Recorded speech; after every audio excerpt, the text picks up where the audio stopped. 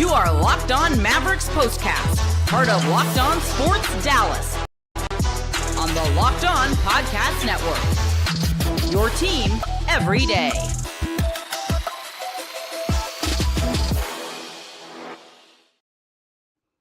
Well, I'll tell you what, as bad as this week has been for the Mavs, that was actually a pretty fun Friday night game, except for the finish. As the Mavs come up short, in the end, they fall to Memphis and Ja Morant by the final of 122-111. Here we go. Welcome into the Mavs Postcast. Your team every day, and in our case, your team every single game. My name is Jeff Biggs. Happy to be with you on this Friday night. Thank you for watching Locked On Sports Dallas, your destination after every single game. You can also find us on the Locked On Mavs podcast feed.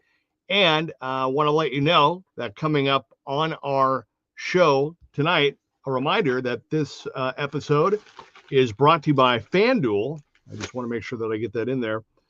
Right now, new FanDuel customers can get $150 in bonus bets if your first $5 bet wins. Now I can say, coming up on tonight's episode, we will talk about the career night for Brandon Williams. Now, for those of you that have been with me every game or have watched, what did I say? Last game, after the Wednesday night game in Milwaukee, I said, one thing I would really like to see is more Brandon Williams. I like his game. I like the way that he plays.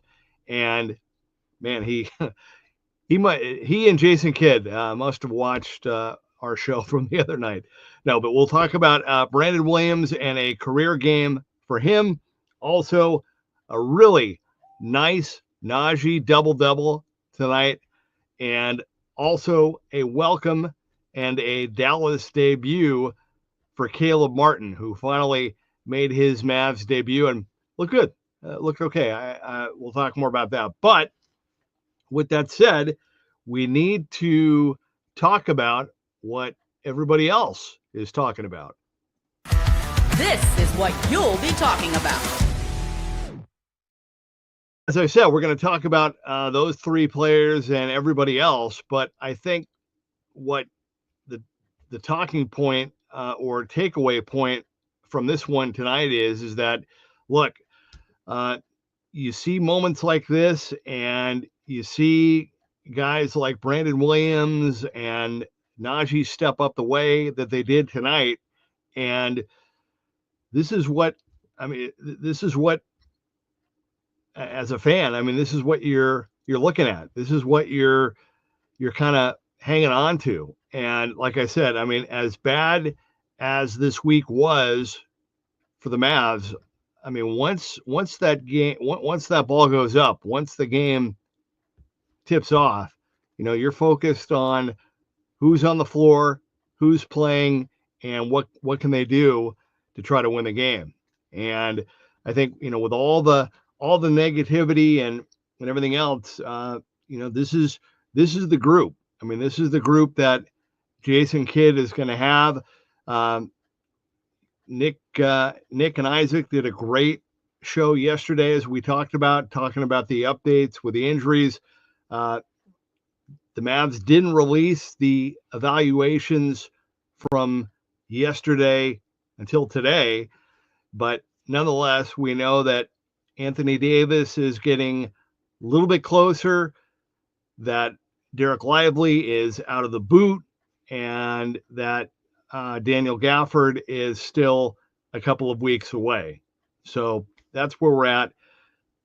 For me, personally, as much as I would love to see what Anthony Davis and Derek Lively can do together. When you're talking about Lively and a foot, and AD with that whole issue with the abdominal area, it's just not worth it. I really, I so much want to see them play together. It would be a nice way to finish what has just been like the worst season ever, nightmare season ever. But it's just not. It's just not it's not worth it. Not worth the risk. Now, maybe, I mean, if Daniel Gafford is still 2 weeks away, maybe if he feels really good in a couple weeks, again, same thing. When you're talking about those kinds of injuries, is it really worth it? I don't think so. It just, like I said, I really wanted to see this team make a run. Now that's where I'm coming from. Now here's the thing. This is the other side of the coin, right? Like we can do these shows, and by the way, I want you to jump in via the comment crew. Please do. We got Daniel jumping in. Daniel, what's up, my man? Yo to you as well. So here's the thing. Like we can talk after these games, right? And we can get into, hey, I think the Mavs should tank. Okay, I get it. I mean, who wouldn't want, a number 1, number 2, number 3 pick if they're in the lottery? Okay, I get that. Right? Yeah, of course. But here's the thing. You're Jason Kidd, you're Brandon Williams, all these guys. They can't. They're not thinking about that. This group that we saw tonight that looked really good for some moments of the game, right? They're going to go on the floor and they're going to try to win. They're going to compete. I mean, you can't think of tanking while you're out there playing. I mean, so it doesn't work like that, obviously. So my point is that, look, this is the group that Jason Kidd has. They're going to play hard. Hopefully we'll see some good things. Like I said, I said last game, I really wanted to see more of Brandon Williams, and he came through tonight with a career high, 30 points. Naji, who's been kind of fighting it. Good to see him finally getting going, finally getting off. That was good. I'd like to see Max really finish strong. Want to see Caleb Martin and more of his game. Looking forward to that. We'll see about Kessler Edwards and what he can do. And hey, very quietly, Klay Thompson, who had 15 tonight with 3 threes. I mean, very quietly, he has knocked down 3 threes in 8 of his last 9 games. So he's trying to finish off strong as well. So that's kind of where we're at. But I think, like I said, as bad as this week was and ugly as it's been, we saw this team play good. It was a pretty entertaining. I mean, the third quarter was awesome. And so that brings us to what I would say the turning point of the game is. Time to reveal where the game was won or lost. It's the turning point. Yeah, and for me, without a doubt, that would be the fourth quarter, because it was a tight game at halftime, kind of ugly, but both teams struggled. But the Mavs were hanging, doing their thing. Third quarter, very entertaining, a lot of fun.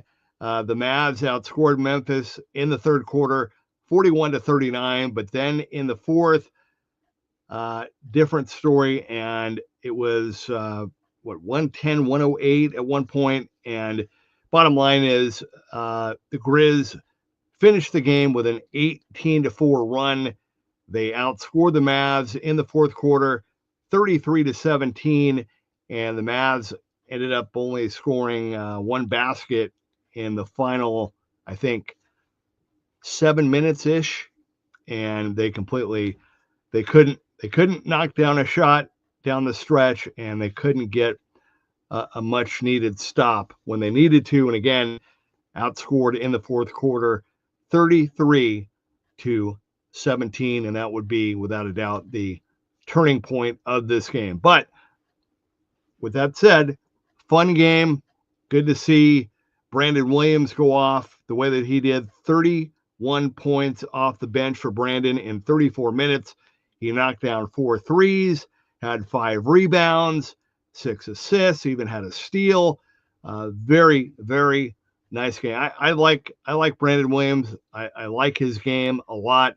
And again, when you look at this roster, this Mavs roster, I mean, they're going to need players. I mean, they're going to need to make a big move, but they're going to need to have depth, and so this is an opportunity to really get a good look at who may or may not be back next season and who they may want to maybe try to lock up, before somebody else or before they leave or while they can.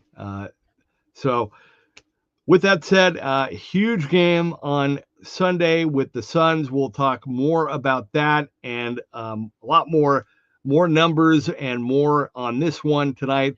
Also want to hear from you via the comment crew.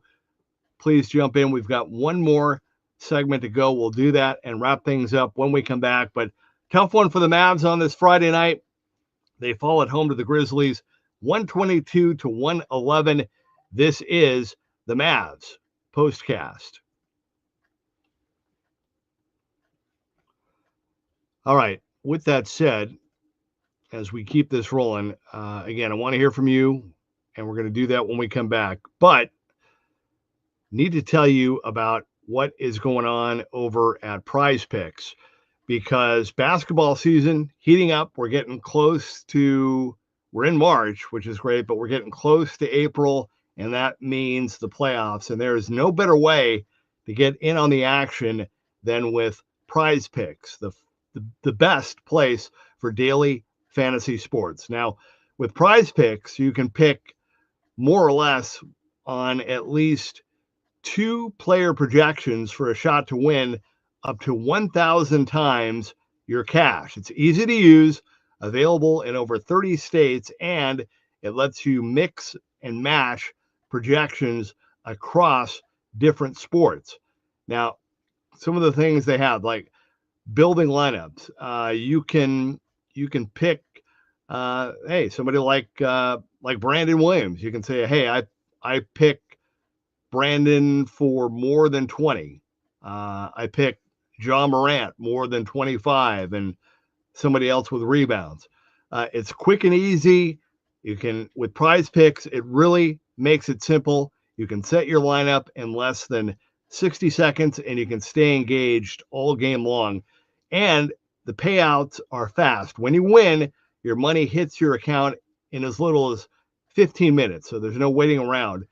Plus, they have Taco Tuesday deals. Every Tuesday, Prize Picks discounts select player projections up to 25%, giving even more value to your lineup. So download the app today. Use code LOCKEDONNBA to get $50 instantly after you play your first $5 lineup. That's code LOCKEDONNBA for $50 instantly after you play your first $5 lineup.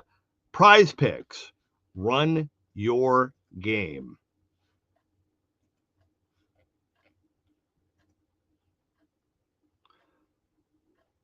All right, and we have one more that we need to read here. We're kind of tweaking the show a little bit. We've got these 2 breaks, one big break in the middle now, 2 big segments. And as you know, when the game tips off, the NBA action is just getting started, and there's no better place to go and get in on it than FanDuel, America's #1 sportsbook. With FanDuel, you can place live bets throughout the game.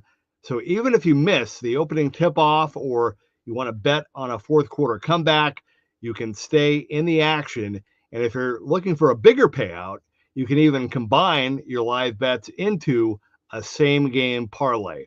For example, FanDuel, their live betting feature, because it keeps every moment of the game exciting, whether you're backing your team for a late-game rally or picking a player to hit a clutch 3, you never feel like you missed any chance. Plus, the app is really easy to use, and when you win, you get paid instantly. Right now, new FanDuel customers can get $150 in bonus bets if your first $5 bet wins. Just visit FanDuel.com to join today. That's FanDuel.com for your shot at $150 in bonus bets. Make every moment more with FanDuel, the official sports betting partner of the NBA. All right, welcome back to the Locked On Mavs, or the Mavs Postcast, as we call it. I am Jeff Biggs. Want to hear from you via the comment crew. The Mavs fall at home to Memphis, 122-111. Without a doubt, that brings us to our player of the game. This is the Locked On Player of the Game.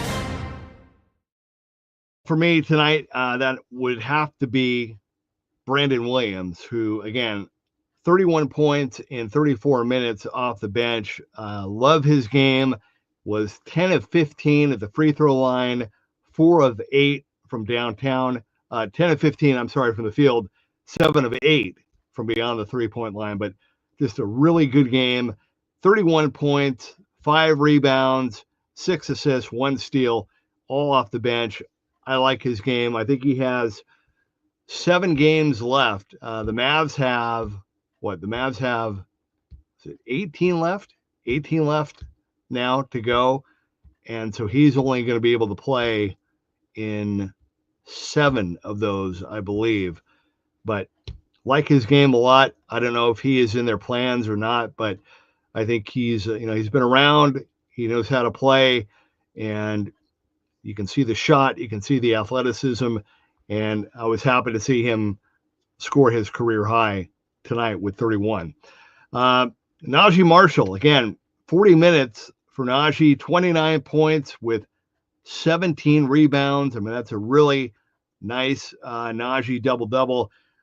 With this small ball, no big lineup, the Mavs have really been getting crushed on the boards, and that's why they're losing these games as well, because of the rebounding and the second chance points. Tonight, they were out-rebounded by Memphis 60-45, and I thought that the second chance point number was pretty good. Let me see. Sometimes they put it up here, sometimes they don't. Well, I mean, look at this. I mean, points in the paint, 74 for Memphis, 38 for the Mavs. Points off of turnovers, 17-17. But again, the offensive rebounds for Memphis, 18, and then 42 defensive rebounds. So again, to the Mavs' credit, look, I'm not gonna crack on them too hard after this one. I mean, look, they had 9 players available. Really, they only played about 7 when you look at the way the box score played out. Dwight Powell really didn't play much, so you could say they played 8. Caleb Martin made his Dallas debut, made a nice little move to score his first Mavs bucket. He ended up with 2 points in 14 minutes. He was on a minutes restriction tonight. Dante Exum started. He was on a minutes restriction as well. Played 20 minutes, only had 1 3, pretty big one, that bank shot at the buzzer at the end of the third. But good to see Dante back. Max Christie, I thought, was going to kind of get it going. Really didn't do much in the second half, and Max is still kind of struggling a little bit. 8 points, 2 threes, but was 3-11 from the field in 34 minutes. Just, I thought he does not look as confident or locked in defensively as he did when he first got here. I mean, when he first joined the team, I mean, it was his defense that really stood out, and he's been, I think, maybe the offensive issues are maybe kind of weighing on him a little bit, because he doesn't look like he's playing at the same level defensively as he did when he joined the team. So there's that. Kessler Edwards, hey, all things considered, very quietly, 13 points for Kessler Edwards, 29 minutes, knocked down 3 threes, had 3 rebounds, but I thought probably one of, if not his best game of the season, talking about Kessler Edwards. And then we talked about Caleb. Boy, Spencer Dinwiddie, 32 minutes with 10 points, but he was 2 of 12. And I like Spencer. He's had some good moments. He's a veteran guy. I really thought this was a great opportunity for him personally to kind of step in here in this darkness time for the Mavs and really assert himself as a veteran leader and a guy that's been around and knows, and you can see it. He knows what he's doing, but the game has just hasn't been there for him. I don't know, if that would be different with better players and in a different role, but this role hasn't worked for him. And you have to wonder about his future with the team after this season. As if the Mavs, didn't need, needed any more bad news. We found out that Omax is going to be out for the rest of the season with a wrist injury, needs season-ending surgery for that.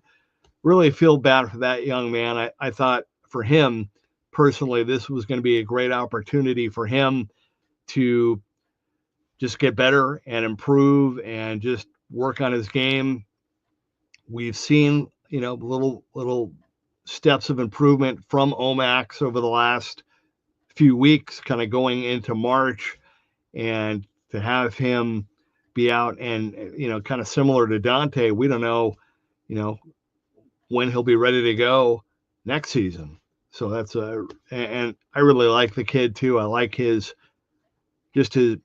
body and the fact that he was kind of a late bloomer, just his passion and love for the game. I was really kind of pulling for him, and I really feel for him that he's going to be out. So tough for that.